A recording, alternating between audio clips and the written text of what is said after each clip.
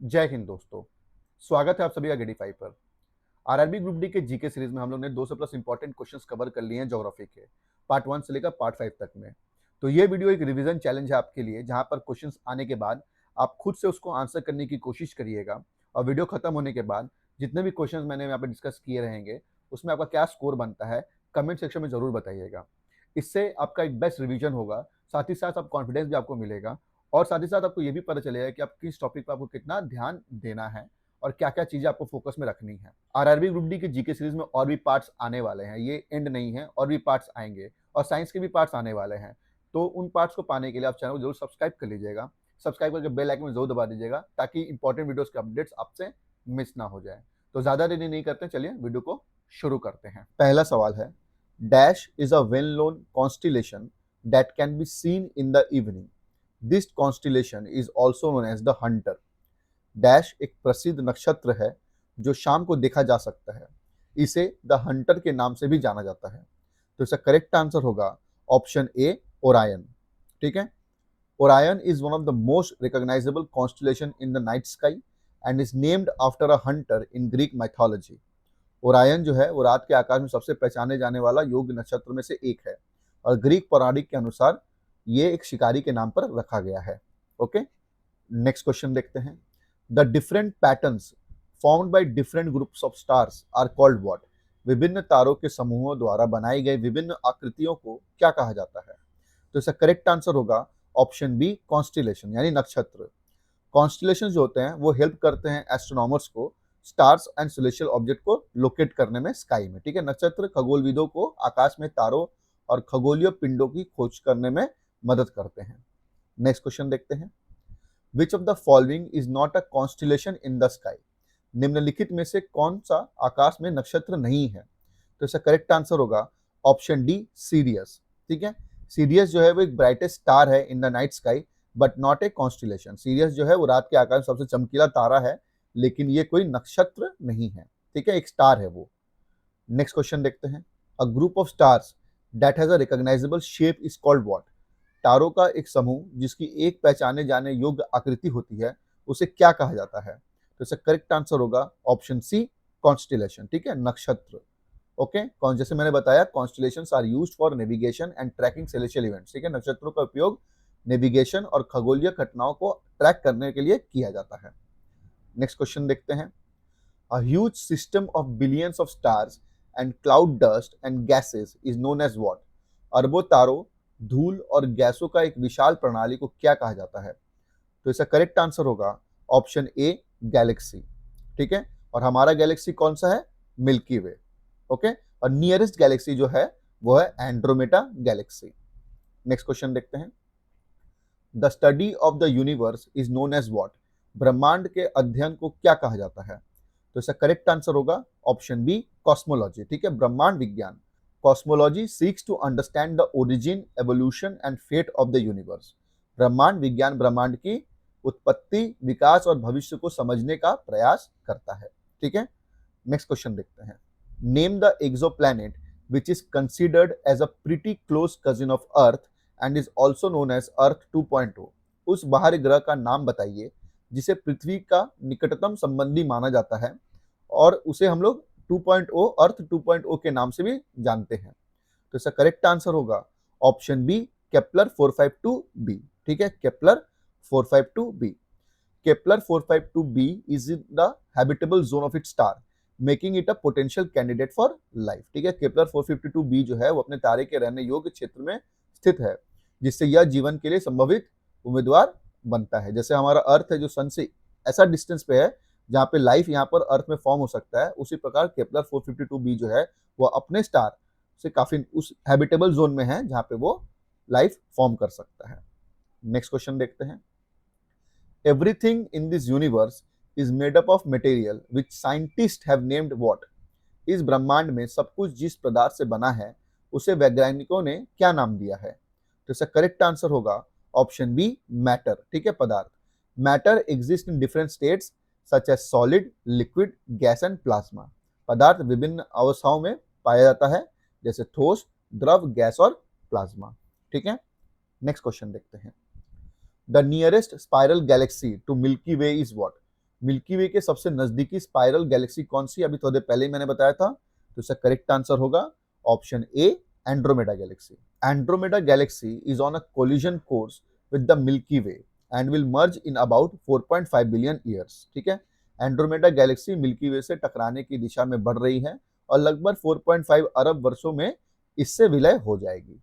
Next question देखते हैं, which of the celestial bodies shines in the sky at night? रात के आकाश में कौन सा खगोलीय पिंड चमकता है? तो इसका करेक्ट आंसर होगा ऑप्शन सी, स्टार। ठीक है, तारा। Star produces light and heat through nuclear fusion. जो लाइट हम लोग प्रोड्यूस होता है स्टार के से, वो परमाणु संचलन के थ्रू होता है। ओके, नेक्स्ट क्वेश्चन देखते हैं, व्हाट इज एंड्रोमेडा? अभी थोड़े पहले से रिलेटेड क्वेश्चन करा दिया, तो काफी इजी क्वेश्चन है। एंड्रोमेडा क्या है? तो इसका करेक्ट आंसर होगा अ गैलेक्सी नेबरिंग मिल्की वे। ठीक है, मिल्की वे के पड़ोस में स्थित एक गैलेक्सी है एंड्रोमेडा। नेक्स्ट क्वेश्चन देखते हैं, which of the following is the closest galaxy to the milky Way? Same question repeat हुआ है, निम्नलिखित में से कौन सी गैलेक्सी मिल्की वे के सबसे करीब है? तो इसका करेक्ट आंसर होगा option B, Andromeda galaxy. Next question देखते हैं, how old is our universe? हमारा ब्रह्मांड कितने वर्ष पुराना है? तो इसका करेक्ट आंसर होगा ऑप्शन सी, 13.6 बिलियन ईयर्स। ठीक है, 13.6 अरब वर्ष पुराना है हमारा ब्रह्मांड। The age of the universe is estimated using cosmic background radiation and expansion rate. ठीक है, ब्रह्मांड की आयु की गणना कॉस्मिक बैकग्राउंड रेडिएशन और विस्तार दर के आधार पर की जाती है। नेक्स्ट क्वेश्चन देखते हैं, George Lemaitre is associated with what? George Lemaitre किससे जुड़े हुए हैं? तो इसका करेक्ट आंसर होगा option B, the big bang theory. ठीक है, बिग बैंग सिद्धांत से जुड़े हुए हैं George Lemaitre. Georges Lemaitre propose that the universe began from a primeval atom leading to the big bang theory. ठीक है, जॉर्ज लेमाइत्रे ने यह प्रस्तावित किया है कि ब्रह्मांड एक मूल परमाणु से शुरू हुआ था, जिससे बिग बैंग सिद्धांत की उत्पत्ति हुई है। नेक्स्ट क्वेश्चन देखते हैं, what is the shape of the milky way? Milky way का आकृति क्या है? तो इसका करेक्ट आंसर होगा ऑप्शन सी, स्पाइरल। ठीक है, the milky way is barred spiral galaxy meaning it has a central barred shaped structure. Milky way एक बार्ड शेप गैलेक्सी है, स्पाइरल गैलेक्सी है, जिसका केंद्र बार की आकार का होता है। नेक्स्ट क्वेश्चन देखते हैं, which organization is responsible for naming of the constellations? किस संगठन को नक्षत्र का नामकरण करने की जिम्मेदारी दी गई है? तो इसका करेक्ट आंसर होगा option B, International Astronomical Union. ठीक है, अंतरराष्ट्रीय खगोलीय संघ। The International Astronomical Union has officially recognised 88 constellations. अंतरराष्ट्रीय खगोलीय संघ ने आधिकारिक तौर पर 88 नक्षत्रों को मान्यता दी है। इसका मुख्यालय यानी हेडक्वार्टर पेरिस, फ्रांस में है। इनके प्रेसिडेंट का नाम है डेब्रा एल्मिग्रीन। इसकी स्थापना हुई थी 1919 में और इनके जनरल सेक्रेटरी हैं डायना मेरी वॉरल।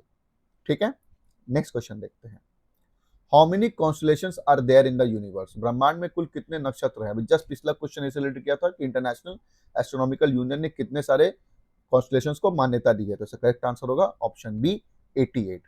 ठीक है, नेक्स्ट क्वेश्चन देखते हैं, the stars are mainly made up of what? तारे मुख्य रूप से किससे बने होते हैं? तो इसका करेक्ट आंसर होगा option A, hydrogen and helium. ठीक है, star generate energy through nuclear fusion of hydrogen into helium. ठीक है, तारे हाइड्रोजन के हीलियम में परमाणु संचलन के माध्यम से ऊर्जा उत्पन्न करते हैं। नेक्स्ट क्वेश्चन देखते हैं, dash is not one of the basic type of galaxies. Dash Galaxy के मूल प्रकारों में से एक नहीं है। तो इसका करेक्ट आंसर होगा ऑप्शन डी, रेगुलर्स। ठीक है, बेसिकली 3 तरह के गैलेक्सीज होते हैं, स्पाइरल, इलिप्टिकल एंड इरेगुलर। ठीक है, अंडाकार, अनियमित और सर्पिकल, ये 3 तरह के प्रकार के होते हैं galaxies. The name Great Bear is a dash. Great Bear क्या है? तो इसका करेक्ट आंसर होगा ऑप्शन सी, कॉन्स्टिलेशन, एक नक्षत्र है वो। The Great Bear is also known as the Ursa Major, one of the most famous constellation. Great Bear को उर्सा मेजर के रूप में भी जाना जाता है, जो सबसे प्रसिद्ध नक्षत्रों में से एक है। नेक्स्ट क्वेश्चन देखते हैं, Hubble's law is related to what? Hubble का नियम किससे संबंधित है? तो इसका करेक्ट आंसर होगा ऑप्शन सी, एस्ट्रोनॉमी। ठीक है, खगोल शास्त्र से संबंधित है Hubble's law. Hubble's law states that galaxies are moving away from each other indicating an expanding universe. Hubble का नियम बताता है कि गैलेक्सियां जो हैं वो एक दूसरे से दूर जा रही हैं, जिससे ब्रह्मांड के विस्तार का संकेत मिलता है। नेक्स्ट क्वेश्चन देखते हैं, which is the second most abundant element in the universe? ब्रह्मांड में दूसरा सबसे प्रचुर तत्व कौन सा है? तो इसका करेक्ट आंसर होगा ऑप्शन बी, हीलियम। ठीक है, helium is produced in stars through nuclear fusion and is commonly found in the sun. Helium तारों में परमाणु संचलन द्वारा उत्पन्न होता है और यह सूर्य में बड़ी मात्रा में पाया जाता है। नेक्स्ट क्वेश्चन देखते हैं। Which is the brightest star in the sky at night. रात के आकाश में सबसे चमकीला तारा कौन सा होता है? काफी कुछ देर पहले ये क्वेश्चन डिस्कस हुआ था, मैंने बताया भी था। इसका करेक्ट आंसर होगा ऑप्शन सी, सीरियस ए। ठीक है, Sirius is about 25 times more luminous than sun. Sirius A जो है वो सूर्य से लगभग 25 गुना अधिक चमकीला है। नेक्स्ट क्वेश्चन देखते हैं। विच star can be located with the help of the Orion constellation. Orion नक्षत्र की सहायता से किस तारे को खोजा जा सकता है? तो इसका करेक्ट आंसर होगा option C, Sirius. Sirius Orion के पास स्थित है और कैनिस मेजर नक्षत्र का हिस्सा है। नेक्स्ट क्वेश्चन देखते हैं। The clouds of dust, hydrogen, helium and other ionised gases occupying space between stars are known as what. तारों के बीच मौजूद धूल, हाइड्रोजन, हीलियम और अन्य आयनित गैसों के बादल को क्या कहा जाता है? तो इसका करेक्ट आंसर होगा ऑप्शन ए, नेबुले। नेबुले जो है are often the birth places of stars. ठीक है, निहारिका अक्सर तारों के जन्म स्थान होते हैं। नेक्स्ट क्वेश्चन देखते हैं। How do scientist represent the milky way with the use of arms. वैज्ञानिकी मिल्की वे को किस रूप से चित्रित करते हैं? तो इसका करेक्ट आंसर होगा ऑप्शन सी, स्पाइरल। ठीक है, the milky way has 4 major spiral arms, Perseus, Sagittarius, Scutum, Centaurus and Norma. Milky way के 4 प्रमुख सर्पिल भुजाएं हैं। एक है Perseus, Sagittarius, Scutum, Centaurus and Norma. ठीक है, नेक्स्ट क्वेश्चन देखते हैं। Which constellation of the northern hemisphere in the sky is known as great bear. उत्तरी गोलार्ध में आकाश में कौन सा नक्षत्र ग्रेट बेयर के रूप में जाना जाता है? वेरी इजी क्वेश्चन, एक से रिलेटेड मैंने अभी कुछ देर पहले ये क्वेश्चन कराया था, तो उसका करेक्ट आंसर होगा ऑप्शन बी, उर्सा मेजर। ठीक है, Ursa Major is one of the oldest recognised constellation. Ursa Major सबसे पुराने पहचाने गए नक्षत्रों में से एक है। नेक्स्ट क्वेश्चन देखते हैं। The constellation that is visible during early lights off the summer season is called dash. गर्मी के मौसम की शुरुआत में रातों में दिखाई देने वाला नक्षत्र कौन सा है? तो इसका करेक्ट आंसर होगा option B, Ursa Major. Next question देखते हैं। Which of the following is not a celestial body. निम्नलिखित में से कौन सा एक खगोलीय पिंड नहीं है? तो इसका करेक्ट आंसर होगा ऑप्शन बी, ओशन यानी महासागर। The brightest planet in the night sky is what. रात के आकाश में सबसे चमकीला ग्रह कौन सा है? तो इसका करेक्ट आंसर होगा ऑप्शन सी, वीनस यानी शुक्र। ठीक है, Venus is often called the evening star और morning star because it is the brightest natural object in the night sky after the moon. ठीक है, शुक्र को सांझ का तारा या फिर भोर का तारा कहा जाता है क्योंकि यह चंद्रमा के बाद सबसे चमकीला प्राकृतिक पिंड है। नेक्स्ट क्वेश्चन देखते हैं। Our solar system is a part of which galaxy. हमारा सौर मंडल किस आकाशगंगा का हिस्सा है? तो इसका करेक्ट आंसर होगा ऑप्शन बी, मिल्की वे। ठीक है, मिल्की वे ने आकाशगंगा। The Andromeda galaxy, Milky Way, Whirlpool galaxy and the Sombrero galaxy are important galaxies with the distinct characteristics. Andromeda is the largest and closest major galaxy to the Milky Way. The Milky Way is our home galaxy, a barred spiral galaxy containing our solar system. The Whirlpool galaxy is known for its striking spiral arms and prominent tidal features. The Sombrero galaxy is famed for its unusual shape and dust band. Andromeda galaxy, Milky Way, Whirlpool galaxy और Sombrero galaxy महत्वपूर्ण आकाशगंगाएं हैं जिनकी विशेषताएं अलग अलग हैं। Andromeda milky way के सबसे निकट और सबसे बड़ी प्रमुख आकाशगंगा है। मिल्की वे हमारी घरेलू आकाशगंगा है जो एक बार्ड स्पाइरल गैलेक्सी है और इसमें हमारा सौरमंडल स्थित है। वर्लपुल गैलेक्सी अपनी आकर्षक सर्पिल भुजाओं और प्रमुख ज्वारीय विशेषताओं के लिए जानी जाती है। सोमब्रेरो गैलेक्सी अपने असामान्य आकार और धूल भरे बैंड के लिए प्रसिद्ध है। ठीक है, तो ये कुछ इंपॉर्टेंट गैलेक्सीज हैं। नेक्स्ट क्वेश्चन देखते हैं। What is the shape of a planets orbit. किसी ग्रह का कक्षा का आकार कैसा होता है? तो इसका करेक्ट आंसर होगा ऑप्शन डी, एलिप्टिकल। ठीक है, द्विवृत्ताकार। According to Kepler's law, planets move around the sun in elliptical paths. Kepler के नियमों के अनुसार ग्रह सूर्य के परिक्रमा दीर्घवृत्ताकार के कक्षा में करते हैं। नेक्स्ट क्वेश्चन देखते हैं। What is the fixed path on which a planet revolves around the sun. वो निश्चित पथ क्या कहलाता है जिस पर ग्रह सूर्य की परिक्रमा करते हैं? अब इससे रिलेटेड पिछला क्वेश्चन हम लोगों ने किया, तो इसका करेक्ट आंसर होगा ऑप्शन बी, ऑर्बिट। ठीक है, जो कक्षा कहते हैं। An orbit is a regular repeating path that one celestial body takes around another. कक्षा एक नियमित और दोहराई जाने वाली पथ है जिस पर एक खगोलीय पिंड दूसरे के चारों ओर घूमता है। नेक्स्ट क्वेश्चन देखते हैं। The celestial bodies that revolve around the sun in a system are known as what? वे खगोलीय पिंड जो सूर्य की परिक्रमा एक व्यवस्था में करते हैं उन्हें क्या कहा जाता है? तो इसका करेक्ट आंसर होगा ऑप्शन बी, सोलर सिस्टम। ठीक है, सौर मंडल। The solar system includes the sun, planets, moons and other bodies orbiting the sun. सौर मंडल में सूर्य, ग्रह, उनके उपग्रह और अन्य पिंड शामिल होते हैं जो सूर्य की परिक्रमा करते हैं। नेक्स्ट क्वेश्चन देखते हैं। Who propose the first heliocentric model of the solar system? सौर मंडल का पहला सूर्य केंद्रित मॉडल किसने प्रस्तावित किया था? तो इसका करेक्ट आंसर होगा ऑप्शन सी, निकोलस कोपरनिकस ने। ठीक है, Copernicus propose that the sun is at the centre of the solar system which marked a turning point in astronomy.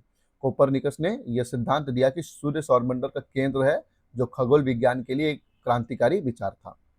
Next question देखते हैं। The outer region of the sun is known as what? सूर्य का बाहरी क्षेत्र क्या कहलाता है? तो इसका करेक्ट आंसर होगा ऑप्शन सी, कोरोना। ठीक है, किरण मंडल। The core is the hottest and densest part where nuclear fusion occurs producing the sun's energy. Core सबसे गर्म और घना हिस्सा है जहां परमाणु संचलन होता है, जिससे सूर्य की ऊर्जा उत्पन्न होती है। The photosphere is the visible surface emitting most of the sun's light. Photosphere वो दृश्यमान सतह है जो सूर्य की ज्यादातर रोशनी उत्सर्जित करती है।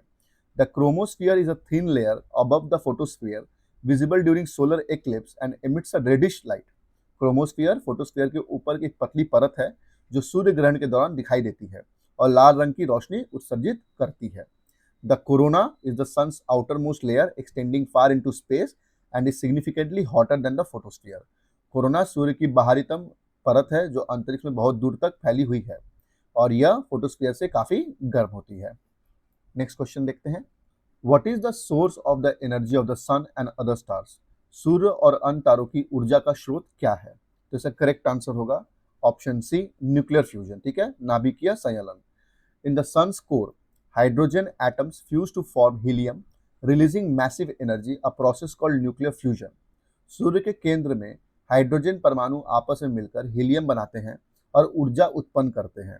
इसे नाभिकीय संयलन कहा जाता है। Nuclear fusion splits heavy nuclei while nuclear fusion combines light nuclei both releasing energy. Nuclear fusion भारी नाभिकों को विभाजित करता है जबकि न्यूक्लियर फ्यूजन हल्के नाभिकों को जोड़ता है, दोनों ऊर्जा रिलीज करते हैं। Combustion is a chemical reaction that releases energy by burning a substance with oxygen. और ये कंबशन का डेफिनेशन है, दहन एक रासायनिक प्रतिक्रिया है जो किसी पदार्थ को ऑक्सीजन के साथ जलाकर ऊर्जा रिलीज करती है। एंड रेडिएशन का डेफिनेशन है कि radiation is the emission of energy in the form of waves और particles often produced by nuclear reactions. विकिरण ऊर्जा का उत्सर्जन है जो तरंगों या कणों के रूप में होती है और जो अक्सर न्यूक्लियर प्रतिक्रियाओं द्वारा उत्पन्न होती है। ठीक है, नेक्स्ट क्वेश्चन देखते हैं। Glowing surface of the sun is called what?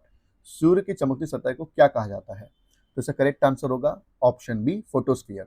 ठीक है, the photosphere is the visible surface of the sun from which light is emitted. प्रकाश मंडल सूर्य की वह सतह है जिसे हम देख सकते हैं और जहां से सूर्य का प्रकाश आता है। The mantle is the mostly solid bulk of earth's interior. The mantle is about 2900 kilometres thick and make up a whopping 84% of earth's total volume. ठीक है, मेंटल जो है वो पृथ्वी के आंतरिक हिस्से का मुख्यतः ठोस भाग है।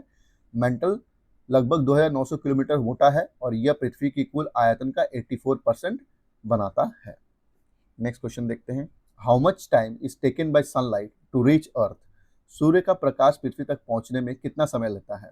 तो इसका करेक्ट आंसर होगा ऑप्शन सी, 8 मिनट 20 सेकेंड्स। ठीक है, sunlight travels at the speed of light about 3 lakh kilometre per second and takes around 8 minutes 20 seconds to reach earth. प्रकाश की गति लगभग 3 लाख किलोमीटर प्रति सेकंड होती है और सूर्य का प्रकाश पृथ्वी तक पहुंचने में लगभग 8 मिनट 20 सेकंड लगाता है। नेक्स्ट क्वेश्चन देखते हैं। What is the approximate distance between the sun and earth? सूर्य और पृथ्वी के बीच में अनुमानित दूरी क्या है? तो इसका करेक्ट आंसर होगा ऑप्शन बी, 1.496 इंटू 10⁸ किलोमीटर्स। ठीक है, the average distance between earth and sun is about 149.6 million kilometres, also known as 1 astronomical unit. सूर्य और पृथ्वी के बीच में औसतन दूरी लगभग 149.6 मिलियन किलोमीटर होती है, जिसे एक खगोलीय इकाई के भी कहा जाता है। नेक्स्ट क्वेश्चन देखते हैं। The principal element of the sun is what? सूर्य का प्रमुख तत्व क्या है? इसका करेक्ट आंसर होगा option D, hydrogen. Hydrogen makes up 74% of the sun's mass making it the primary element involved in nuclear fusion. सूर्य के द्रव्यमान का लगभग 74% भाग हाइड्रोजन होता है जो नाभिकीय संलयन में मुख्य भूमिका निभाता है। Next question, how much angle is formed by the sun with earth surface. सूर्य पृथ्वी की सतह के साथ कितना कोण बनाता है? तो इसका करेक्ट आंसर होगा option A 0.5 degrees. The angular diameter of the sun as seen from earth is about 31 arc minutes. पृथ्वी से देखे जाने पर सूर्य का कोणीय व्यास लगभग 31 आर्क मिनट होता है। नेक्स्ट क्वेश्चन देखते हैं, what is called short burst of energy arising from the sun's photosphere. सूर्य के प्रकाश मंडल से उठने वाली ऊर्जा के तीव्र चमक को क्या कहा जाता है? तो इसका करेक्ट आंसर होगा ऑप्शन बी सोलर फेयर। ठीक है, सौर ज्वाला। A solar flare is a sudden and intense burst of radiation from the sun's surface due to magnetic energy release. सौर ज्वाला सूर्य के सतह से अचानक तीव्र विकिरण उत्सर्जन होती है जो चुंबकीय ऊर्जा के कारण उत्पन्न होती है। Next question, total solar Eclipse occurs when dash. पूरे सूर्य ग्रहण तब होता है जब डैश। तो इसका करेक्ट आंसर होगा option B moon comes between earth and sun. जब चंद्रमा जो है वो पृथ्वी और सूर्य के बीच में आ जाता है तो पूरा सूर्य ग्रहण होता है। A total solar eclipse happens when the moon completely covers the sun as seen from earth all in a straight line. जब चंद्रमा पृथ्वी और सूर्य के बीच आकार सूर्य को पूरी तरह से ढक लेता है तब पूर्ण सूर्य ग्रहण होता है। नेक्स्ट क्वेश्चन देखते हैं, which planet in the solar system is closest to the sun. सौर मंडल में सूर्य के सबसे निकट कौन सा ग्रह है? तो इसका करेक्ट आंसर होगा ऑप्शन सी मर्क्यूरी। ठीक है, बुध। Mercury is the inner most planet of our solar system and orbits the sun at an average distance of about 58 million kilometres. बुध हमारे सौर मंडल का सबसे भीतरी ग्रह है और यह सूर्य के सबसे पास लगभग 58 मिलियन किलोमीटर की औसत दूरी पर परिक्रमा करता है। Next question, which is the smallest planet in our solar system. हमारे सौर मंडल का सबसे छोटा ग्रह कौन सा है? तो इसका करेक्ट आंसर होगा ऑप्शन सी मर्क्यूरी। ठीक है, बुध। Although Pluto was once considered the smallest planet, it is now classified as dwarf planet, जिसको बौना प्लैनेट कहते हैं। Mercury is smallest among the 8 recognised planets. पहले प्लूटो को सबसे छोटा ग्रह माना जाता था लेकिन अब उसे बौना ग्रह माना जाता है। 8 मान्यता प्राप्त ग्रहों में बुध सबसे छोटा है। नेक्स्ट क्वेश्चन देखते हैं, the thick white and yellowish clouds of the planet Venus are made up of which of the following acids. शुक्र ग्रह में मोटे सफेद और पीले रंग के बादल निम्नलिखित में से किस अम्ल में से बने होते हैं? तो इसका करेक्ट आंसर होगा ऑप्शन बी सल्फ्यूरिक एसिड। ठीक है, next question, atmosphere of Venus mostly contains which of the following gases. शुक्र के वायुमंडल में मुख्यतः कौन सी गैस पाई जाती है? तो इसका करेक्ट आंसर होगा ऑप्शन डी कार्बन डाइऑक्साइड। ठीक है, around 96.5% of Venus atmosphere is composed of carbon dioxide which contributes to its strong green house effect. शुक्र के वायुमंडल में लगभग 96.5% कार्बन डाइऑक्साइड होती है जो इसके तीव्र ग्रीन हाउस प्रभाव का कारण है। Next question, which of the following planets rotates in clockwise direction. निम्नलिखित में से कौन सा ग्रह घड़ी की दिशा में घूमता है? तो इसका करेक्ट आंसर होगा ऑप्शन सी वीनस यानी शुक्र।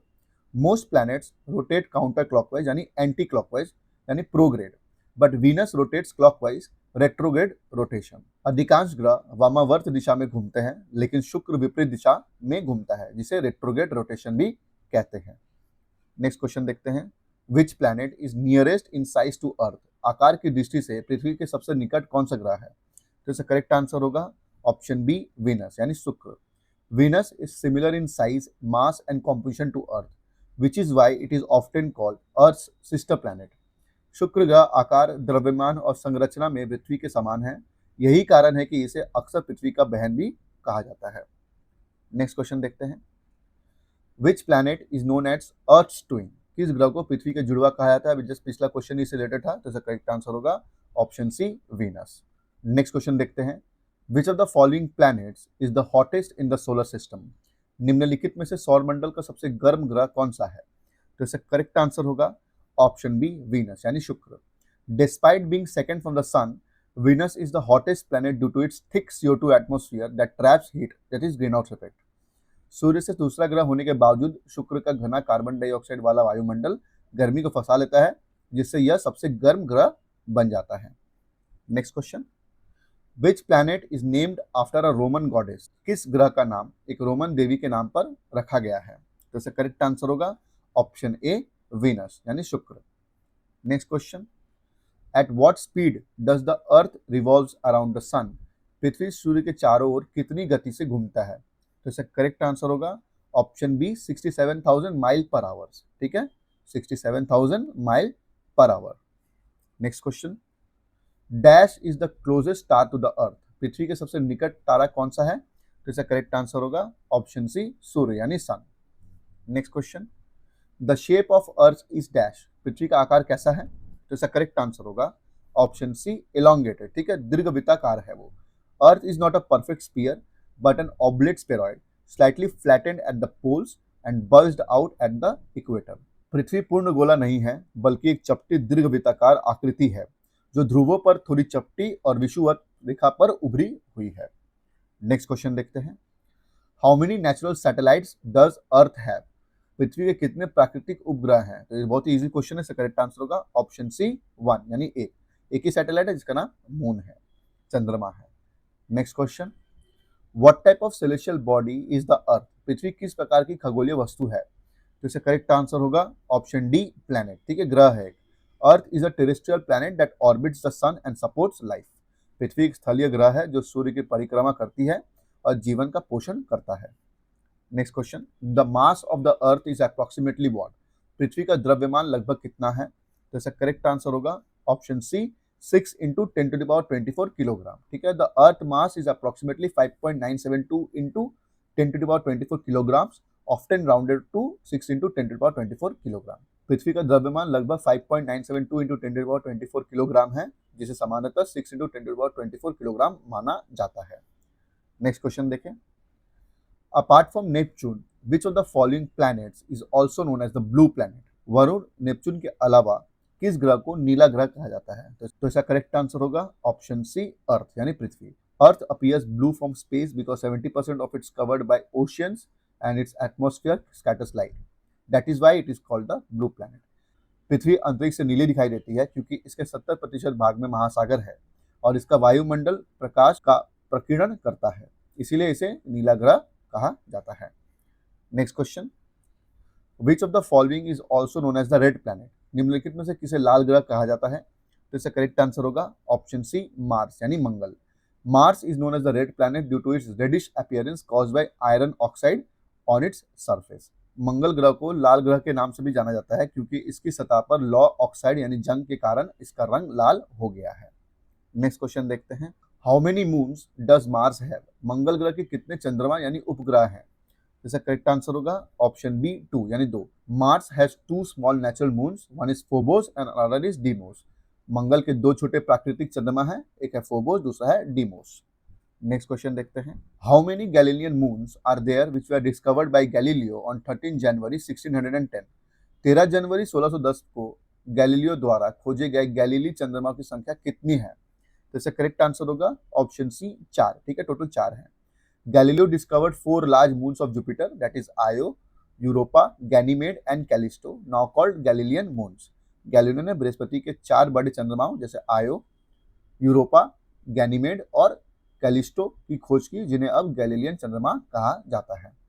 Next question, which planet has moon name Ganymede? किस ग्रह का एक चंद्रमा गैनीमेड? अभी जस्ट इससे पिछला क्वेश्चन मैंने पढ़ा है कि गैलीलियो ने कौन से चंद्रमा, कितनी चंद्रमा खोजी, तो इसका करेक्ट आंसर होगा ऑप्शन बी जुपिटर। ठीक है, Brihaspati. Ganymede is Jupiter's largest moon and also the largest moon in the entire solar system. Ganymede Brihaspati का सबसे बड़ा चंद्रमा है और ये पूरे सौरमंडल का सबसे बड़ा उपग्रह भी है। Next question, Which is the largest planet among the following as compared to the size of Earth? निम्नलिखित में से कौन सा ग्रह पृथ्वी के आकार की तुलना में सबसे बड़ा है? ये बहुत ही आसान क्वेश्चन है, तो इसका करेक्ट आंसर होगा ऑप्शन सी जुपिटर यानी बृहस्पति। Jupiter is the largest planet in our solar system with a diameter of about 11 times that of earth. बृहस्पति हमारे सौरमंडल का सबसे बड़ा ग्रह है जिसका व्यास पृथ्वी से लगभग 11 गुना बड़ा है। Next question, Which of the following planets is orange in color and has white strips on it? निम्नलिखित में से कौन सा ग्रह नारंगी रंग का होता है और उस पर सफेद धारियां भी हैं? तो इसका करेक्ट आंसर होगा ऑप्शन ए जुपिटर। ठीक है, बृहस्पति।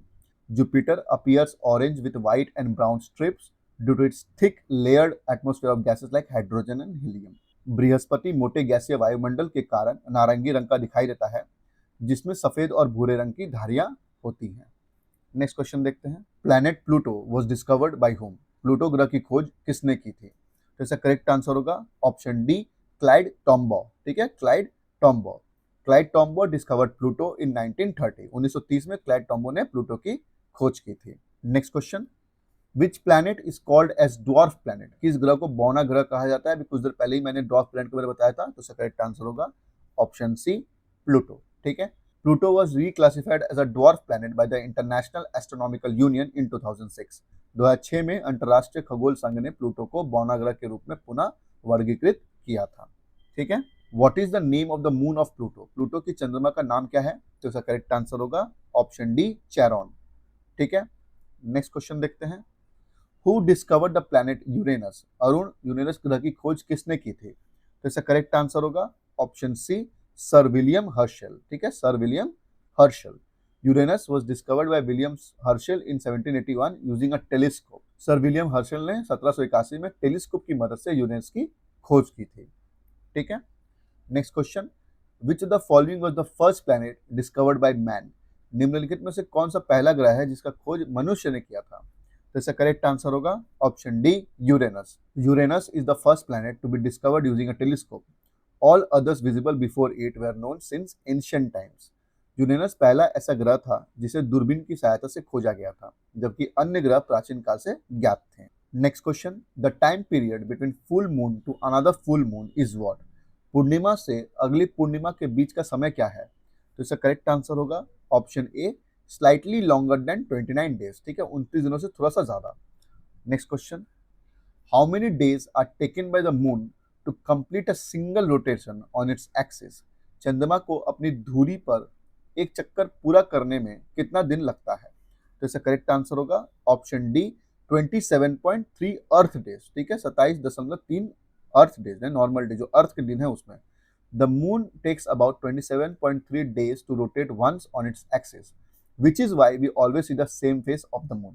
चंद्रमा को अपनी धुरी पर एक चक्कर लगाने में 27.3 दिन लगते हैं। यही कारण है कि हमें चंद्रमा का हमेशा एक ही चेहरा दिखाई देता है। ठीक है, when 3/4 of the moon is visible, what is it called? जब चंद्रमा का 3/4 चौथा भाग दिखाई देता है तो उसे क्या कहते हैं? तो इसका करेक्ट आंसर होगा ऑप्शन सी, गिबस मून। ठीक है, गिबस चंद्रमा। Next question, the lunar eclipse occurs only on dash? चंद्रग्रहण केवल डैश के दिन होता है। तो इसका करेक्ट आंसर होगा option C, full moon day. ठीक है, पूर्णिमा का दिन होता है। A lunar eclipse can only occur during a full moon when earth comes between the sun and moon. चंद्रग्रहण केवल पूर्णिमा को होता है जब पृथ्वी सूर्य और चंद्रमा के बीच में आ जाती है। Next question, what is the brightest object in the night sky? रात के आकाश में सबसे चमकदार वस्तु कौन सी है? तो इसका करेक्ट आंसर होगा ऑप्शन बी, मून। ठीक है, चंद्रमा। The moon reflect sunlight and is the brightest object visible in the night sky. चंद्रमा सूर्य के प्रकाश को परावर्तित करता है और रात के आकाश में सबसे चमकदार दिखाई देता है। Next question, what is blue moon? Blue moon क्या है? तो इसका करेक्ट आंसर होगा option B, second full moon of the month. एक महीने की दूसरी पूर्णिमा। A blue moon refers to the rare occurrence of 2 full moons in a single calendar month. Blue moon एक दुर्लभ घटना है जब एक ही कैलेंडर महीने में 2 पूर्णिमा होती है, तो उसको हम लोग ब्लू मून कहते हैं। Next question, which dwarf asteroid planet is present in the asteroid belt? Asteroid belt में कौन सा बौना एस्टेरॉयड ग्रह स्थित है? तो इसका करेक्ट आंसर होगा ऑप्शन डी, सेरेस। ठीक है, Ceres is the largest object in the asteroid belt and was reclassified as a dwarf planet in 2006। Ceres क्षुद्र ग्रह बेल्ट का सबसे बड़ा पिंड है और 2006 में इसे बौना ग्रह के रूप में भी पुनः वर्गीकृत किया गया था। नेक्स्ट क्वेश्चन देखते हैं, विच कॉमेट अपीयर्स एवरी 76 ईयर? कौन सा धूमकेतु हर 76 वर्षों में दिखाई देता है? इसका करेक्ट आंसर होगा ऑप्शन बी, हेलिस कॉमेट। ठीक है, हेली धूमकेतु। Next question, when will next Halley's comet be visible again? अगली बार हेलिस धूमकेतु कब दिखाई देगी? तो इसका करेक्ट आंसर होगा ऑप्शन सी, 2061 में। ठीक है, 2061 में, 2061। The word comet comes from the ancient dash word which means long hair star. धूमकेतु शब्द प्राचीन डैश शब्द से आया है जिसका अर्थ लंबे बालों वाला तारा है। तो इसका करेक्ट आंसर होगा ऑप्शन बी, ग्रीक वर्ड। ठीक है, ग्रीक वर्ड है। The word comet comes from the Greek word kometes meaning long hair. धूमकेतु शब्द ग्रीक शब्द कोमेटेस से लिया गया है जिसका अर्थ है लंबे बालों वाला। नेक्स्ट क्वेश्चन देखते हैं, in which direction does the tail of a comet point? धूमकेतु की पूंछ किस दिशा में इशारा करती है? तो तो इसका करेक्ट आंसर होगा option C, away from the sun, ठीक है, सूर्य से दूर। The tail of a comet always points away from the sun due to the solar wind.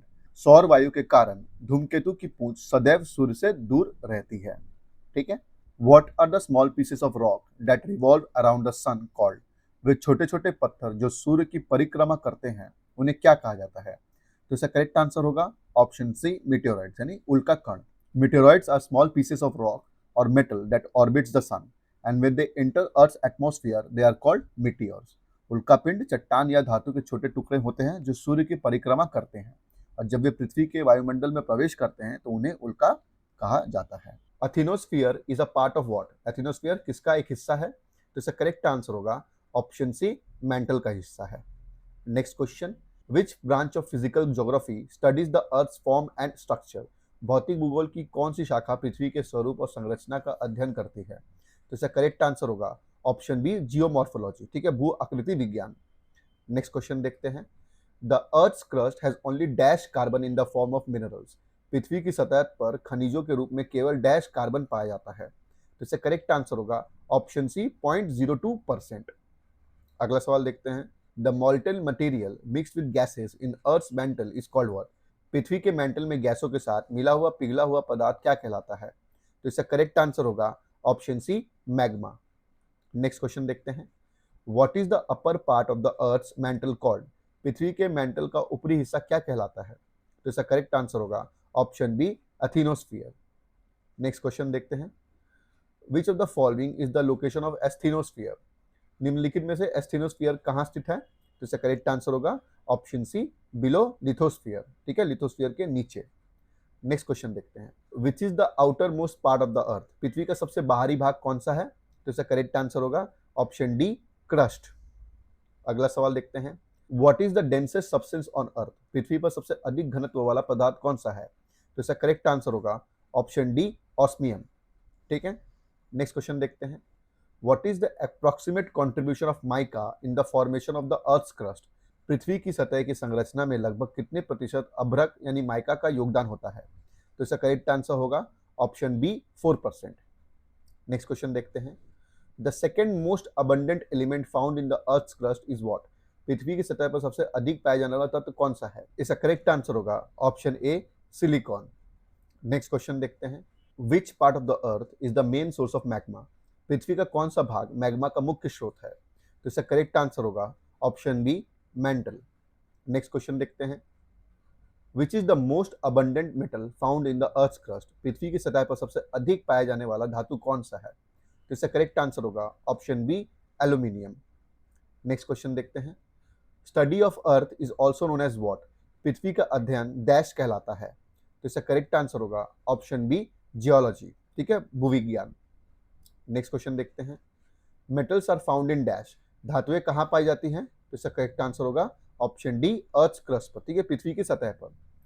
Next question देखते हैं, the most abundant element found in the earth crust is dash? पृथ्वी की सतह में सबसे अधिक मात्रा में पाया जाने वाला तत्व कौन सा है? तो इसका करेक्ट आंसर होगा ऑप्शन सी, ऑक्सीजन, ठीक है।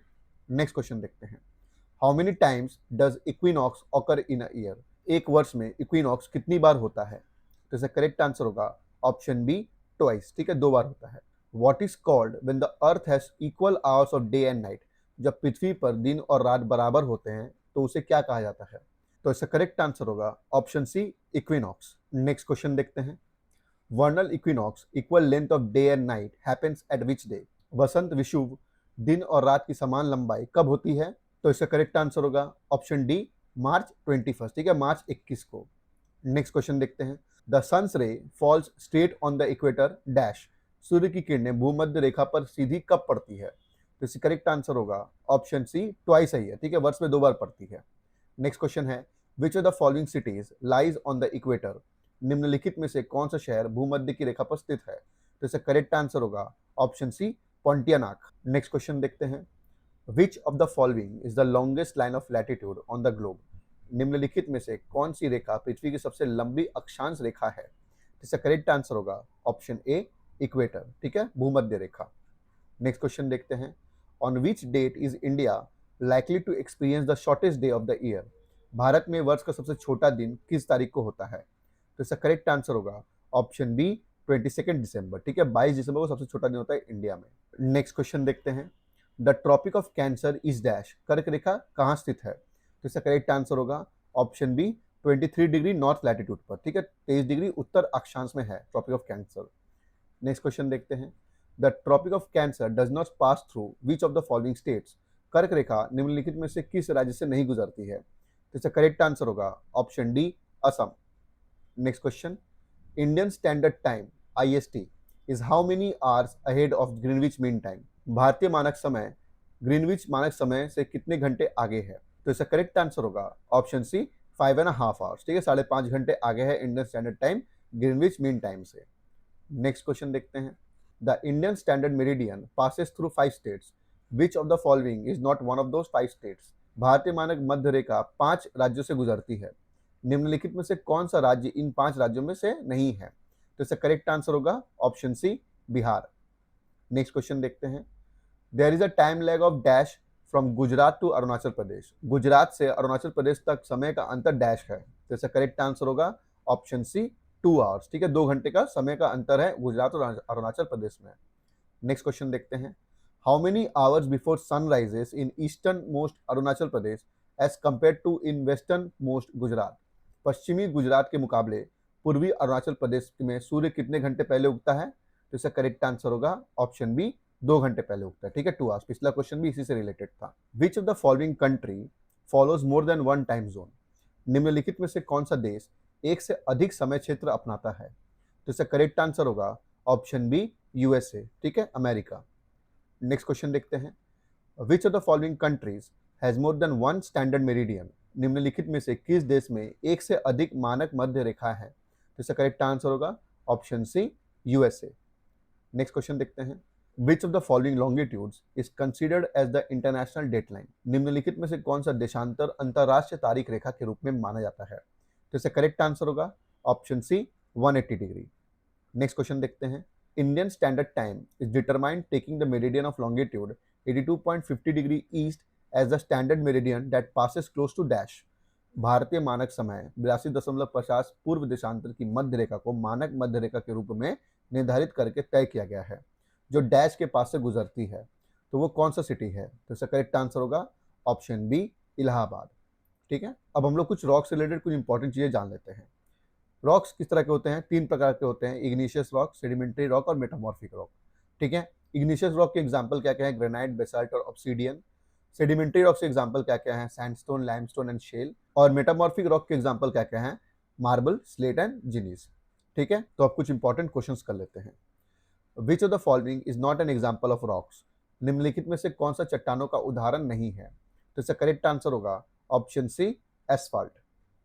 नेक्स्ट क्वेश्चन देखते हैं, the downhill movement of rock and soil under the direct influence of gravity is called what, चट्टान और मिट्टी का गुरुत्वाकर्षण के सीधे प्रभाव में ढलान की दिशा में गमन क्या कहलाता है? इसका करेक्ट आंसर होगा ऑप्शन ए मास वेस्टिंग, ठीक है, द्रव्यमान अपशिष्ट। नेक्स्ट क्वेश्चन देखते हैं, the term panthalassa is related to which of the following, panthalassa शब्द निम्नलिखित में से किससे संबंधित है? तो इसका करेक्ट आंसर होगा ऑप्शन बी ओशियंस, ठीक है, महासागर से। नेक्स्ट क्वेश्चन देखते हैं, the term lithification is related to which of the following geographic element, lithification शब्द निम्नलिखित में से भौगोलिक तत्व में से किससे संबंधित है? तो इसका करेक्ट आंसर होगा ऑप्शन ए रॉक्स यानी चट्टानों। नेक्स्ट क्वेश्चन देखते हैं, which mineral ore deposits are formed by the decomposition of a wide variety of rocks rich in aluminium silicates, कौन से खनिज अयस्क जमा एल्यूमिनियम सिलिकेट से समृद्ध विभिन्न प्रकार की चट्टानों के विघटन से बनता है? तो इसका करेक्ट आंसर होगा option B bauxite. Next question देखते हैं, which type of rocks are granite rocks, granite चट्टाने किस प्रकार की चट्टाने हैं? इसका करेक्ट आंसर होगा ऑप्शन ए इग्नियस रॉक्स, ठीक है, अग्नेय चट्टाने। अगला सवाल, which of the following is a type of sedimentary rock, निम्नलिखित में से कौन सा अवसादी चट्टान का प्रकार है? तो इसका करेक्ट आंसर होगा ऑप्शन बी सैंडस्टोन, ठीक है, बलुआ पत्थर। अगला सवाल, the quartzite is a dash type of rock, quartzite एक डैश प्रकार की चट्टान है। तो इसका करेक्ट आंसर होगा ऑप्शन सी मेटामॉर्फिक, ठीक है, रूपांतरित। Next question, the downfold in a rock is known as dash, चट्टान में नीचे की ओर मुड़ी हुई संरचना को डैश के रूप में जाना जाता है। तो इसका करेक्ट आंसर होगा option A syncline. Next question देखते हैं, rocks which have solidified from molten magma are called what? पिघले हुए मैग्मा से ठोस बनी चट्टानों को क्या कहा जाता है? तो इसका करेक्ट आंसर होगा ऑप्शन ए, इग्निशियस रॉक, ठीक है, अग्नेय चट्टान। अगला सवाल देखते हैं। Name the rock in which calcium is present as the main mineral component. उस चट्टान का नाम बताइए जिसमें कैल्शियम मुख्य खनिज घटक के रूप में उपस्थित होता है। तो इसका करेक्ट आंसर होगा ऑप्शन ए, लाइमस्टोन, ठीक है, चूना पत्थर। अगला सवाल देखते हैं। Which rock are formed when magma emerges due to volcanic eruptions and takes the form of hard solid rocks? ज्वालामुखी विस्फोट के कारण मैग्मा के उभरने से कौन सी चट्टानें बनती हैं और कठोर ठोस चट्टानों का रूप ले लेती हैं? तो इसका करेक्ट आंसर होगा ऑप्शन ए, इग्नियस रॉक, ठीक है। कुछ देर पहले इससे रिलेटेड क्वेश्चन किया हमने। अब हम लोग कुछ अर्थक्वेक से रिलेटेड इंपॉर्टेंट क्वेश्चन को कर लेते हैं। Which of the following is the study of vibrations within earth? निम्नलिखित में से पृथ्वी के भीतर कंपन का अध्ययन किसे कहा जाता है? तो इसका करेक्ट आंसर होगा ऑप्शन ए, सिस्मोलॉजी, ठीक है, भूकंपीय विज्ञान। अगला सवाल देखते हैं। Which of the following are the fastest seismic waves? निम्नलिखित में से कौन सी भूकंपीय तरंगे सबसे तेज होती हैं? तो इसका करेक्ट आंसर होगा ऑप्शन बी, प्राइमरी वेव्स, ठीक है, प्राथमिक तरंगे। Next question. Which of the following is not the cause of a tsunami? निम्नलिखित में से कौन सा सुनामी का कारण नहीं है? तो इसका करेक्ट आंसर होगा ऑप्शन सी, सॉइल इरोशन। अगला सवाल देखते हैं। Which of the following options can cause tsunami also known as harbour wave? निम्नलिखित में से कौन सा विकल्प सुनामी, जिसे हार्बर वेव भी कहा जाता है, का कारण बन सकता है? तो इसका करेक्ट आंसर होगा option A, an earthquake within the sea, ठीक है, समुद्र के अंदर भूकंप से सुनामी आती है। Next question. Pulling of the earth gravitationally in the same direction by the sun and the moon causes what? पृथ्वी का सूर्य और चंद्रमा द्वारा समान दिशा में गुरुत्वाकर्षण द्वारा खींचे जाने से क्या होता है? तो इसका करेक्ट आंसर होगा ऑप्शन डी, हाई टाइड्स, ठीक है, उच्च ज्वार होता है।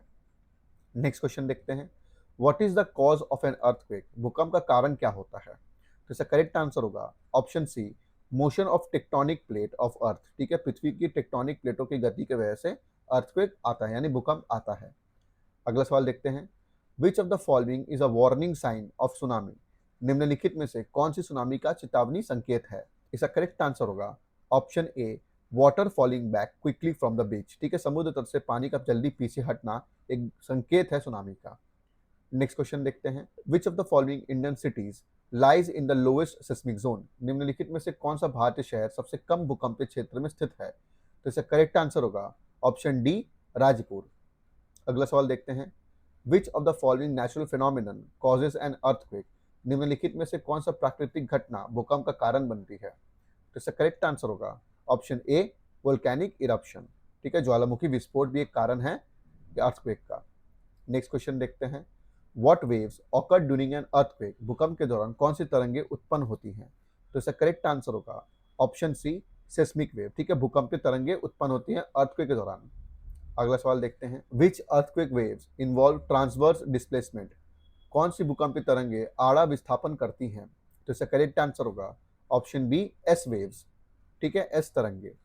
नेक्स्ट क्वेश्चन देखते हैं। The magnitude of an earthquake is measured in और ऑन डैश? भूकंप की तीव्रता को डैश में मापा जाता है। इसका करेक्ट आंसर होगा ऑप्शन डी, रिक्टर स्केल, ठीक है, रिक्टर पैमाने पे मापा जाता है अर्थक्वेक का मैग्नीट्यूड। नेक्स्ट क्वेश्चन देखते हैं। Under which of the following seismic zones do the Andaman and Nicobar islands fall?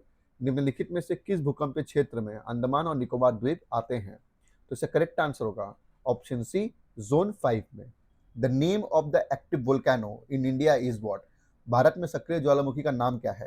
तो इसका करेक्ट आंसर होगा ऑप्शन सी, बैरन आइलैंड, ठीक है, बैरन द्वीप। नेक्स्ट क्वेश्चन देखते हैं। In Africa Kilimanjaro is what? Africa में किलिमंजारो क्या है? तो इसका करेक्ट आंसर होगा ऑप्शन बी, वोल्केनिक माउंटेन, ठीक है, ज्वालामुखी पर्वत है किलिमंजारो, जो कि अफ्रीका में है। नेक्स्ट क्वेश्चन देखते हैं। Which of the following is not a volcano? निम्नलिखित में से कौन ज्वालामुखी नहीं है? तो इसका करेक्ट आंसर होगा option D, मॉन्ट blank. Which of the following options is a volcanic mountain? निम्नलिखित में से कौन सा ज्वालामुखी पर्वत है? तो इसका करेक्ट आंसर होगा ऑप्शन ए, फुजियामा। नेक्स्ट क्वेश्चन देखते हैं। Which of the following is a dormant volcano? निम्नलिखित में से कौन सा सुप्त ज्वालामुखी है? इसका करेक्ट आंसर होगा ऑप्शन सी, मौना किया इन हवाई, ठीक है, हवाई में मौना किया नाम का एक पर्वत है जो कि एक डॉर्मेंट वोल्केनो है। नेक्स्ट क्वेश्चन देखते हैं।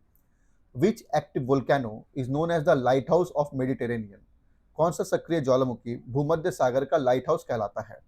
तो इसका करेक्ट आंसर होगा ऑप्शन डी, स्ट्रोम्बोली।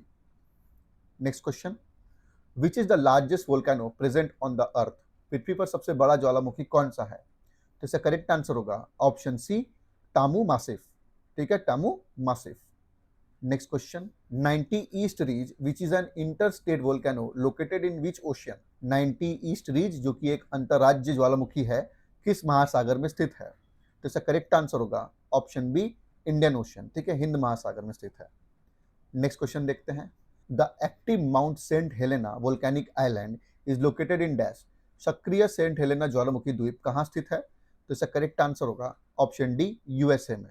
अब हम लोग कुछ ह्यूमिडिटी एंड रेनफॉल से रिलेटेड कुछ इंपॉर्टेंट क्वेश्चंस को देख लेते हैं। पहला सवाल है, the word monsoon is derived from the dash word mausim which means season? Monsoon शब्द किस भाषा से मौसम शब्द से आया है जिसका अर्थ ऋतु है? तो इसका करेक्ट आंसर होगा ऑप्शन बी, अरबिक। ठीक है, अरबी भाषा से आया है मॉनसून शब्द।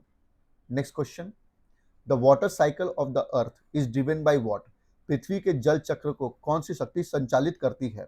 तो इसका करेक्ट आंसर होगा ऑप्शन सी, सन। ठीक है, सूर्य। Next question, any form of water which fall from the cloud is called dash? बादल से गिरने वाली किसी भी प्रकार के जल को क्या कहते हैं? तो इसका करेक्ट आंसर होगा ऑप्शन डी, प्रेसिपिटेशन। ठीक है, वर्षा। Next, which is main factor which provides rainfall in winter to north west part of the country? देश के उत्तर पश्चिम भाग में सर्दियों में वर्षा प्रदान करने वाला मुख्य कारक कौन सा है? तो इसका करेक्ट आंसर होगा ऑप्शन सी, वेस्टर्न डिस्टर्बेंसेस। ठीक है, पश्चिमी विक्षोभ। तो हम लोग कुछ साइक्लोन और एटमॉस्फेयर से रिलेटेड कुछ इंपॉर्टेंट क्वेश्चंस को देख लेते हैं। तो चलिए शुरू करते हैं। Which of the following is the lowermost layer of the earth's atmosphere? पृथ्वी के वायुमंडल की सबसे निचली परत कौन सी है?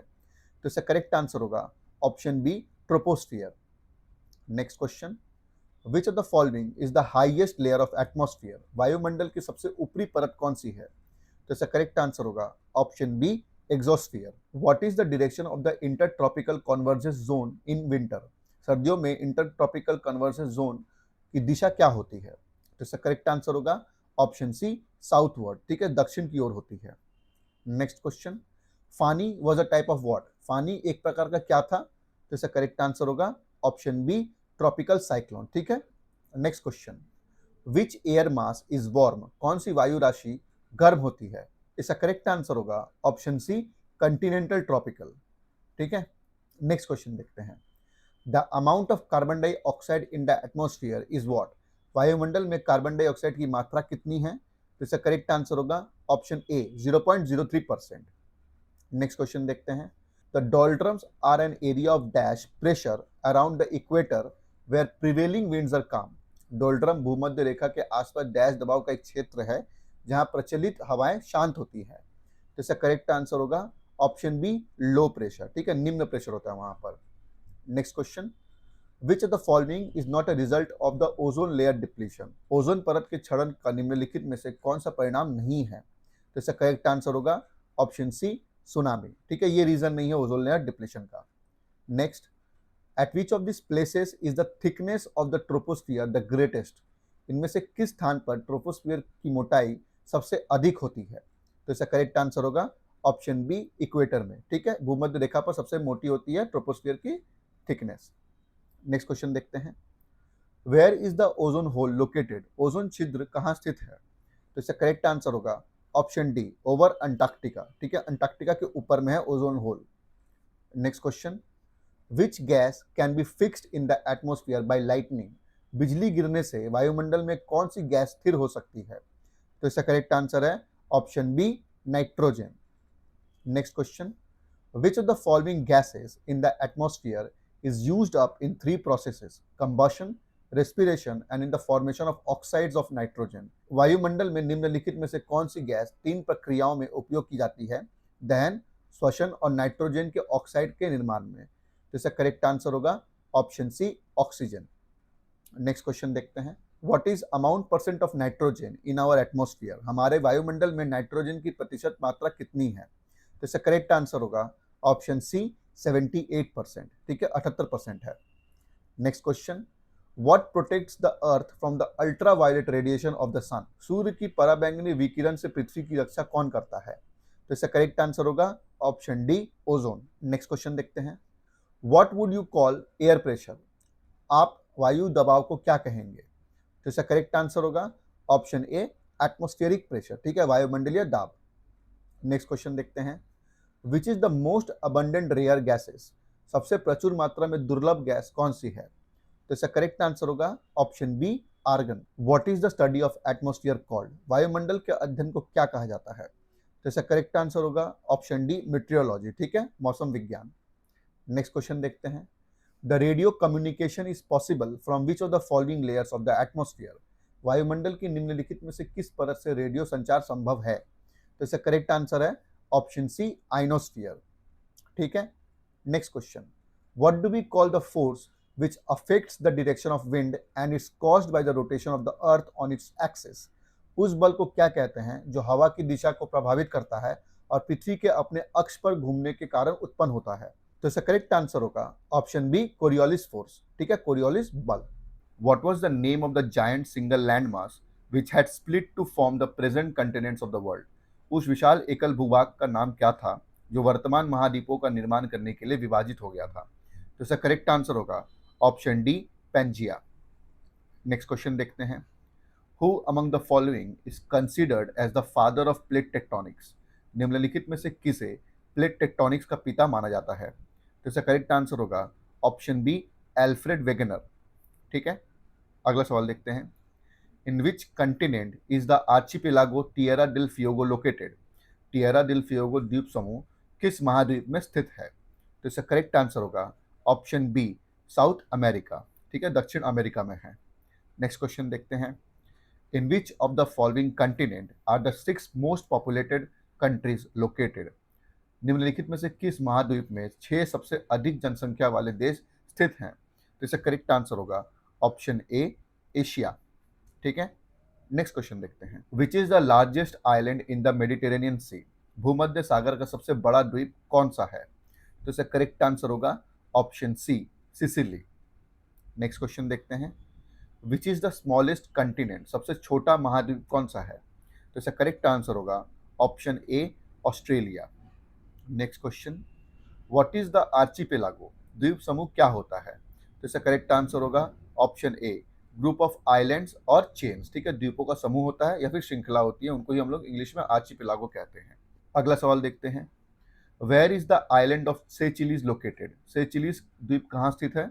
इसका करेक्ट आंसर होगा ऑप्शन सी इंडियन ओशन, ठीक है, हिंद महासागर। नेक्स्ट क्वेश्चन देखते हैं, which of the following is an island state of United States of America, निम्नलिखित में से कौन सा संयुक्त राज्य अमेरिका का द्वीपीय राज्य है? तो इसका करेक्ट आंसर होगा ऑप्शन डी हवाईयन आइलैंड, ठीक है, हवाई द्वीप। नेक्स्ट क्वेश्चन देखते हैं, what is the capital of Hawaiian island, Hawaii द्वीप का राजधानी क्या है? तो इसका करेक्ट आंसर होगा ऑप्शन सी होनोलुलु, ठीक है। Next question, which one of the following is an example of major tectonic plate, निम्नलिखित में से कौन से एक प्रमुख टेक्टोनिक प्लेट का उदाहरण है? तो इसका करेक्ट आंसर होगा ऑप्शन बी पैसिफिक प्लेट, ठीक है, प्रशांत plate. Next question, Chile is a part of which continent, Chile किस महाद्वीप का हिस्सा है? तो इसका करेक्ट आंसर होगा ऑप्शन सी साउथ अमेरिका, ठीक है, दक्षिण America. Next question, where is the island of Manitoulin located, Manitoulin द्वीप कहाँ स्थित है? तो इसका करेक्ट आंसर होगा option A Canada. Next question, which of the following is the largest desert in the world, निम्नलिखित में से कौन सा विश्व का सबसे बड़ा रेगिस्तान है? तो इसका करेक्ट आंसर होगा ऑप्शन डी अंटार्कटिक, ठीक है, अंटार्कटिक डेजर्ट। थोड़ा कंफ्यूजन यहाँ पे क्लियर कर देता हूँ, सहारा जो है वो हॉट डेजर्ट है और अंटार्कटिक जो है वो कोल्ड डेजर्ट है। ओके, सहारा हॉट डेजर्ट में सबसे बड़ा है और अंटार्कटिक दोनों में अगर कंपैरिजन करें तो सबसे बड़ा अंटार्कटिक डेजर्ट है। ओके, अगर क्वेश्चन एग्जाम में अगर इस तरह से आता है जहाँ पे आपको सहारा और अंटार्कटिक दोनों मिलता है तो आप अंटार्कटिक को ही मार्क करिएगा और इन दोनों में से कोई भी एक ऑप्शन रहता है तो आप उसको देखकर मार्क कर लीजिएगा। ओके, और क्वेश्चन पे ध्यान रखिएगा, अगर हॉट डेजर्ट बोल रहा है तो सहारा ही मार्क करिएगा और अगर कोल्ड डेजर्ट बोल रहा है तो आप अंटार्कटिक ही मार्क करिएगा और सबसे लार्जेस्ट डेजर्ट अगर ऐसे क्वेश्चन में अगर आता है तो ये अंटार्कटिक ही होगा। ओके, उम्मीद करता हूँ डाउट आपको थोड़ा सा क्लियर हो जाए। नेक्स्ट क्वेश्चन देखते हैं, which of the following is the deepest ocean in the world, निम्नलिखित में से कौन सा विश्व का सबसे गहरा महासागर है? तो इसका करेक्ट आंसर होगा ऑप्शन सी पैसिफिक, ठीक है, प्रशांत महासागर। अब हम लोग कुछ हाइड्रोस्फीयर से रिलेटेड कुछ क्वेश्चंस को देखेंगे जहां पर ये पहला पार्ट है हाइड्रोस्फीयर का, relief of the ocean floor, ठीक है, यहाँ पे कुछ क्वेश्चन हैं, उनको देख लेते हैं। Which is the deepest trench of the Indian ocean? भारतीय महासागर का सबसे गहरा गर्त कौन सा है? तो इसका करेक्ट आंसर होगा ऑप्शन बी, जावा ट्रेंच। ठीक है, जावा गर्त जो सबसे डीपेस्ट है इंडियन ओशन में, और सबसे वर्ल्ड का जो डीपेस्ट है वो है Mariana trench. Okay, next question देखते हैं। Mariana trench is situated in which ocean basin? Mariana गर्त किस महासागर बेसिन में स्थित है? इसका करेक्ट आंसर होगा ऑप्शन सी, पैसिफिक ओशन। ठीक है, प्रशांत महासागर में मैरियाना ट्रेंच सिचुएटेड है। Next question, deepest sea trenches are found in dash? सबसे गहरे समुद्री गर्त कहाँ पाए जाते हैं? तो इसका करेक्ट आंसर होगा ऑप्शन ए, पैसिफिक ओशन। ठीक है, प्रशांत महासागर में। अब हम लोग उसी हाइड्रोस्फीयर का सेकंड पार्ट देख लेते हैं। यहाँ पे हम लोग ओशन और सी से रिलेटेड कुछ इंपॉर्टेंट क्वेश्चन को देख लेते हैं। Of the given options which is the saltiest sea in the world? दिए गए विकल्पों में से विश्व का सबसे अधिक खारा समुद्र कौन सा है? ऑप्शंस में से बताने हैं हमें। ठीक है, इसका करेक्ट आंसर होगा ऑप्शन ए, रेड सी। ठीक है, लाल सागर। लेकिन अगर एग्जाम में पूछा जाए which is the saltiest sea in the world, तो आप कहेंगे उसको डेड सी। डेड सी सबसे सॉल्टिएस्ट सी है वर्ल्ड, विश्व का। नेक्स्ट क्वेश्चन देखते हैं। Where is the famous Bermuda triangle located? प्रसिद्ध बर्मुडा त्रिभुज कहाँ स्थित है? तो इसका करेक्ट आंसर होगा ऑप्शन डी, अटलांटिक ओशन में। ठीक है, अटलांटिक महासागर में। नेक्स्ट क्वेश्चन देखते हैं। The ocean covers dash percentage of earth surface? महासागर पृथ्वी की सतह का डैश प्रतिशत क्षेत्रफल घेरता है? ये बहुत ही इजी क्वेश्चन है, तो इसका करेक्ट आंसर होगा ऑप्शन सी, 71%। नेक्स्ट क्वेश्चन देखते हैं। Which one is largest aquatic body of world? विश्व का सबसे बड़ा जलीय क्षेत्र कौन सा है? तो इसका करेक्ट आंसर होगा ऑप्शन ए, कैस्पियन सी। ठीक है, कैस्पियन सागर। In which direction is the Arabian sea located in India? Bharat में अरब सागर किस दिशा में स्थित है? तो ये बहुत ही आसान सा सवाल है। इसका करेक्ट आंसर होगा ऑप्शन बी, वेस्ट में। और ईस्ट में हमारे क्या है? बे ऑफ बंगाल। अब हम लोग ओशन करंट से रिलेटेड कुछ क्वेश्चन को देख लेते हैं। Kuroshio current flows in which of the following oceans? Kuroshio धारा निम्नलिखित में से किस महासागर में बहती है? तो इसका करेक्ट आंसर होगा ऑप्शन सी, पैसिफिक ओशन। ठीक है, प्रशांत महासागर में। नेक्स्ट क्वेश्चन देखते हैं। Which of the following fishing grounds is located on the confluence of the Labrador Current and Gulf Stream? निम्नलिखित में से कौन सा मत्स्य क्षेत्र लैब्राडोर धारा और गल्फ स्ट्रीम के संगम पर स्थित है? तो इसका करेक्ट आंसर होगा ऑप्शन डी, न्यूफाउंडलैंड में। ठीक है, नेक्स्ट क्वेश्चन देखते हैं। Which of the following statement is correct about El Nino? निम्नलिखित में से एल नीनो के बारे में कौन सा कथन सही है? तो इसका करेक्ट आंसर होगा option A, it is unusual warming of surface waters in the Pacific ocean. ये प्रशांत महासागर की सतही जल को असामान्य तापमान वृद्धि कर देता है। ठीक है, इसी को एल नीनो कहते हैं। उसके बाद हम लोग को एल नीनो इफेक्ट भी दिखता है, जहाँ पे गर्मी बढ़ जाती है। इसका ऑपोजिट क्या होगा ना, आप मुझे कमेंट सेक्शन में बताइएगा। एल नीनो का ऑपोजिट क्या है, आप मुझे कमेंट सेक्शन में बताइएगा। नेक्स्ट क्वेश्चन देखते हैं। El Nino in dash is related to the temperatures in the ocean? El Nino dash महासागर में तापमान से संबंधित है। तो इसका करेक्ट आंसर होगा ऑप्शन सी, पैसिफिक ओशन। ठीक है, प्रशांत महासागर। अगला सवाल देखते हैं। From which language is the word El Nino derived? El Nino शब्द किस भाषा से लिया गया है? तो इसका करेक्ट आंसर होगा option B, Spanish. Next question देखते हैं। Gulf streams emanate from the Gulf of dash? Gulf stream किस खाड़ी से निकलती है? तो इसका करेक्ट आंसर होगा option D, Gulf of Mexico. ठीक है, मेक्सिको की खाड़ी से निकलती है। अब हम लोग चैनल और स्ट्रेट से रिलेटेड कुछ क्वेश्चंस कर लेते हैं। Sri Lanka separated from India by a narrow channel of sea called the dash? Sri Lanka Bharat से किस संकीर्ण समुद्री जलमार्ग द्वारा अलग है? तो इसका करेक्ट आंसर होगा ऑप्शन सी, पाक स्ट्रेट। ठीक है, पाक जल संधि। Next question. Cook straight is located in which of the following countries? Cook जल संधि निम्नलिखित में से किस देश में स्थित है? तो इसका करेक्ट आंसर होगा option B, New Zealand. Next question. Which one of the following water bodies separates Australia from New Zealand? निम्नलिखित में से कौन सा जल क्षेत्र ऑस्ट्रेलिया को न्यूजीलैंड से अलग करता है? तो इसका करेक्ट आंसर होगा ऑप्शन डी, तास्मान सी। ठीक है, तास्मान सागर। Next question. Name the state that divides Morocco and Spain? उस जल संधि का नाम बताइए जो मोरक्को और स्पेन को विभाजित करता है। तो इसका करेक्ट आंसर होगा option A, strait of Gibraltar. ठीक है, जिब्राल्टर जल संधि। Next question. Which of the following straits connects the Arctic ocean to the Pacific ocean? निम्नलिखित में से कौन सी जल संधि आर्टिक महासागर को प्रशांत महासागर से जोड़ती है? तो इसका करेक्ट आंसर होगा ऑप्शन सी, बेरिंग स्ट्रेट। ठीक है, बेरिंग जल संधि। Next question. Which state lies between Russia and state of the United States of America? कौन सी जल संधि रूस और संयुक्त राज्य अमेरिका के एक राज्य के बीच स्थित है? तो इसका करेक्ट आंसर होगा ऑप्शन ए, बेरिंग स्ट्रेट, ठीक है, बेरिंग जल संधि। तो दोस्तों ये रहे ज्योग्राफी के 200 प्लस क्वेश्चंस जो कि प्रीवियस ईयर से लिए गए हैं। आपके कितने क्वेश्चन सही हुए हैं कमेंट सेक्शन में जरूर से बताइएगा। अगर वीडियो हेल्पफुल लगी हो तो इसे लाइक जरूर करिएगा और अपने दोस्तों के साथ शेयर भी करिएगा। आरआरबी ग्रुप डी के और भी पार्ट्स आने वाले हैं जैसे मैंने पहले बताया था, तो चैनल को सब्सक्राइब कर लीजिएगा। सब्सक्राइब करके बेल आइकन भी जरूर दबा दीजिएगा ताकि उनके अपडेट्स आप तक सबसे पहले पहुंचे। मिलते हैं अगले वीडियो में एक नए टॉपिक के साथ। तब तक के लिए बाय बाय, टेक केयर, जय हिंद।